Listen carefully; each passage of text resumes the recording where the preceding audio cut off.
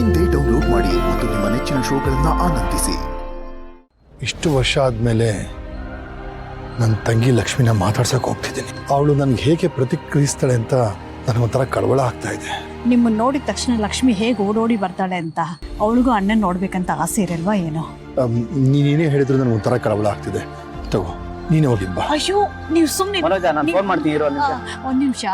ಇಲ್ಲಿ ಲಕ್ಷ್ಮಿ ಅನ್ನೋರ್ ಮನೆ ಅಂದ್ರೆ ಅವ್ರ ಮಗನ್ ಮನೇಲಿ ಹರೀಶ್ ಅನ್ನೋರ್ ಮನೇಲಿ ಇದಾರಂತೆ. ನಾನೇ ಹರೀಶು, ನಮ್ಮ ತಾಯಿನೇ ಲಕ್ಷ್ಮಿ. ನಾನಂದ್ರೆ ಇಷ್ಟನೋ ಇಲ್ವೋ ಅದನ್ನಾದ್ರೂ ಹೇಳ್ಬಿಡು. ಅದನ್ನ ಬಿಟ್ಟು ನಾನು ಎಷ್ಟೇ ಪ್ರೀತಿ ತೋರಿಸಿದ್ರು ನೀನು ರೆಸ್ಪಾನ್ಸೇ ಮಾಡದೇ ಇದ್ರೆ ಅಲ್ಲ ಕಣೋ, ಅವಳ ಬಗ್ಗೆ ಇಷ್ಟ ಯಾಕೆ ಯೋಚನೆ ಮಾಡ್ತಿದ್ಯಾ? ಈಗ ಅವಳ ಲೈಫ್ನ ನೋಡ್ಕೊಂಡು ಆಯ್ತು. ನೀನು ಅವಳ ಬಗ್ಗೆ ತಪ್ಪಾಗಿ ಮಾತಾಡ್ತಿದ್ಯಾ? ನಾನು ಎಷ್ಟು ಸತಿ ಹೇಳಿದ್ದೀನಿ ಅವಳನ್ನ ಒಂದ್ಸತಿ ತೋರಿಸು, ನಾನು ಅವಳ ಹತ್ರ ಮಾತಾಡ್ತೀನಿ ಅಂತ. ಅವಳಿದ್ರೆ ತಾನೇ ತೋರಿಸೋದಿಕ್ಕೆ.